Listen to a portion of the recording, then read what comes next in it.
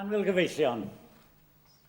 Y dyddiad yw'r 17 o Awst 1894. Mae tref Llandeilo a Pharc Dinefwr yn llawn mynd a dod. Mae trimins yn chwifio yn strydoedd y dre, y siopau ar gau, sŵn cleber a charnau cyffyle, ac o flaen y plas, degau o fyrddau yn cael eu paratoi. Mae baneri yn cyhwfan yr holl ffordd o'r orsaf y reilffordd hyd y fynedfa i'r parc. Maen nhw'n dwy'n sloganau. Iechyd da, hir oes i etifedd y tywysogion Cymreig. Hir oes i etifedd Dinefwr. A long life and a Welsh wife. Am 11 y bore, mae arglwydd Dinefwr ei hun, Arthur de Cardinal Rice, y chweched barwn, yn ymddangos ar gefn ceffyl gwyn ysblenydd i arwain gorymdaeth. Oherwydd mae heddiw'n ddiwrnod mawr, pen blwydd 11 oed etifedd Dinefwr, Walter Fitzurian Rice, ar ei wyliau o Eglwys Crist, Rhydychen. Ac yn sgil yr arglwydd, daw'r etifedd ei hun i'r golwg, yn gyrru cerbyd ysgafn a'r rhibannau'n a ddirno'r cyffyle. Yn ei sgil, daw seindorf a milwyr bataliwn cyntaf gwirfoddolion y Catrawd Cymreig, a thorf yn dilyn. O flaen cartref teulu, y plas, cyflwynir cwpan arian anferth i'r etifedd ifanc a ran pobl y dre, lle mae hi nawr tybed. Mae'r milwyr yn tanio sylwt, 11 o ynnau. Mae areithiau yn dilyn, ac achau'r boneddwr ifanc yn cael cyfeirio atyn nhw.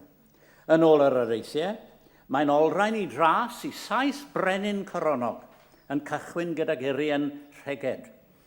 Mae'n etifedd castell hynafol Rhodri Mawr, cyflwynir rhagor o lestri arian a ran tenantiaid y stad. Ar ddiwedd yr areithiau, un ohonyn nhw'n Gymraeg, un arall gan arglwydd Dinefwr, cenir diw gadwr frenhines ac ar gais arglwydd Dinefwr hen wlad fy nhadau.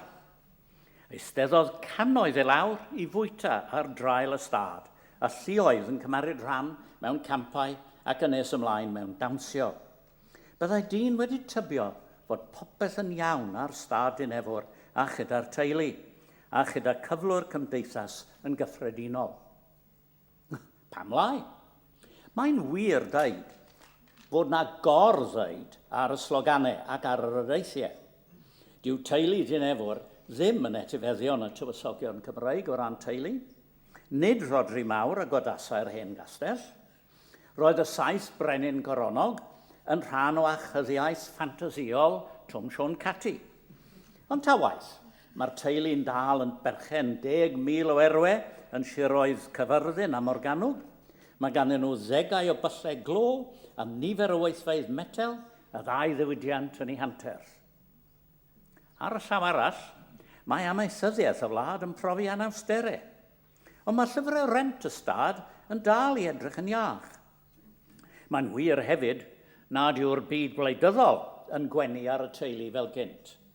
Mae'r cyngor Sir Newydd Sbon wedi cymryd llawer o rym a dylanwad oddi wrth meinciau'r ynadon ac felly oddi wrth y boneddigion. Mae'r toriaid mewn lleiafrif yn Sir Gyfyrddin ac ar draws Cymru.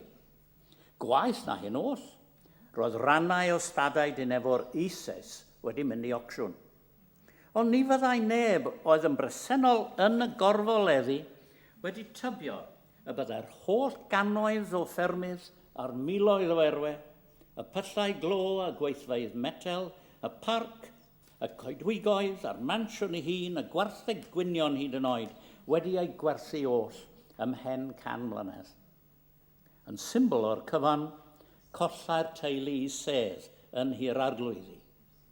Angredadwy. Beth yw gwir stori Dinefwr a'i deuluoedd? Oherwydd 2 deulu, nid un, sydd ynghlwm wrth y lle, a dwi'n mynd i siarad yn gobeithio am y 2 heddiw. Naw'r elfennau sy'n clymu'r teuluoedd hyn dros y canrifoedd yw, wrth gwrs, castell a phlas Dinefwr. Y safle a'r stad. Dyw amser ddim yn caniatáu i mi siarad am dirwedd godidog Dyffryn Tywi a'r gologfeydd o Dinefwr, Nid oes amser I drafod y Rufeiniaid fi yma, na thyfai sant a'i eglwys. Dechreuwn felly gyda'r castell. Yr hen arfer, wrth gwrs, oedd mynnu mai Rhodri Fawr oedd y cyntaf I godi castell yma. Mae dyma brif lys a chanolfan hanesyddol Deheubarth am ganrifoedd wedyn. Tystiolaeth? Dim. Felly, mae rhai ysgolheigion diweddar wedi mynd i'r pegwn arall. Dyma farn un o haneswyr mawr Cymru heddiw. Does dim tystiolaeth, meddai, hyd yn hyn I ddangos bod Caer ar safle Castell Dinefwr cyn I Rhys ap Griffith feddiannu'r lle.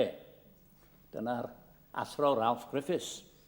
Nawr, rwy'n teimlo'n swil iawn wrth gynnig barn arall yn wyneb y fath awdurdod ar Ralph, ond mae tystiolaeth ar gael. Dwi ddim yn sôn am y gair fechan o'r oes haearn sydd yn Rookery Wood a ffindiwyd gan Dr Emma Plunkett Dillon yn 1987.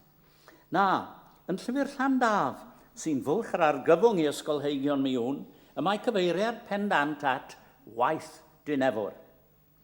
Nod tir neu landmark yw gwaith Dinefwr, un o'r nodau tir sy'n amlinellu un o stadau gerllaw Llandeilo sydd dan sylw yn llyfr Llandaf. Mae'r enw dyn yn hanafol, a lle bynnag y ceir yr elfen dyn, mae yna gair, nid castell cofiwch, Caer.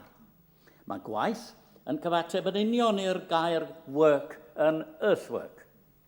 Roedd Caer Dinefwr yn bodoli ymhell cyn na llyfr Llandaf I hun, na Brit y Tywysogion, na Rhys ap Griffith. Ac mae'r clawdd sydd o gwmpas y castell canoloesol yn rhan ohoni, mae'n anodd iawn tynnu llun ohono. Mae nifer o enghreifftiau eraill o gestyll wedi codi ar safle cyn Rufeinig. Rwyf am ddadle felly gyda chefnogaeth Sir John Lloyd, Sir Cyril Fox, H.N. Savery, Morfudd Owen a'r athro David Austin, mae Caer o'r oes haearn sydd dan y castell presennol. Ar yr un pryd, dwi ddim am ddadle I fod yn ganolfan Rhodri Fawr na Rhys ap Tewdwr chwaith. Y broblem yw'r dystiolaeth a roddir gan Gerald Gymro, Llywelyn Fawr a Chyfraith Hywel Dda. Sut mae angytuno ar rheini? Bob un ohonyn nhw yn cyfeirio at 3 prif lys Cymru, sef Dinefwr, y Berffro a Mathrafaw. Ond mae haneswyr erbyn hyn yn unfryd. Mae propaganda tywysogaidd yw'r syniad yna. A gellir dadle mae Rhys ap Griffith oedd cenhedlydd y propaganda o blaid Dinefwr yn ei ffurf bresennol. Os Rhys oedd yn gyfrifol am y propaganda yma, pam ddewisodd Dinefwr ac nid Aberteifi? Ond nid Aberteifi oedd ei ganolfan bwysicaf, y man lle adeiladodd Gastell o Gerrig, y tro cyntaf I dywysog Cymraeg wneud hynny hyd y gwyddon. Ond nid yn Aberteifi y cynhaliodd I wyl, I feirdd a cherddorion. Pam felly roi statws hanesyddol arbennig ac anachronistaidd I Dinefwr? Dinefwr yw'r lle amlycaf I deulu sy'n rheoli'r cantref mawr ddewis fel canolbwynt. Mae'n hawdd I amddiffyn, roedd yn agos i'r hen ganolfan crefyddol yn Llandeilo ac yn gwarchod y man lle roedd 2 ffordd Rufeinig yn croesi, un o'r Llwchwr I 500, y llall o Gyfyrddin I Lanymddyfri. Mae'n wir nad yw ei enw yn digwydd yn Brit y Tywysogion cyn 1163, lle mae'n deud ac yna y cymerodd Rhys ap Griffith y cantref mawr a chastell Dinefwr. Mae'n amlwg, yn tydi, oddi wrth y geiriau yna fod castell Dinefwr eisoes yn bodoli yn 1163. Ond oddi wrth bwy y cymerodd Rhys ef.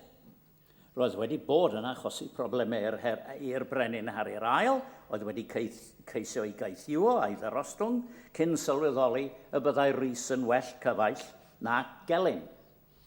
A oedd un o'r arlwyddi Normanaidd wedi cymeryd mantes ar y dryswch I gymeryd meddiant byr hoedlog o Dinefwr. Oherwydd gellir awgrymu, nad oes tystiolaeth, bod Dinefwr wedi bod yn safle ganolog I deulu Rhys ap Griffith yn y cantref mawr mor bell yn ôl, efallai, ag 1140.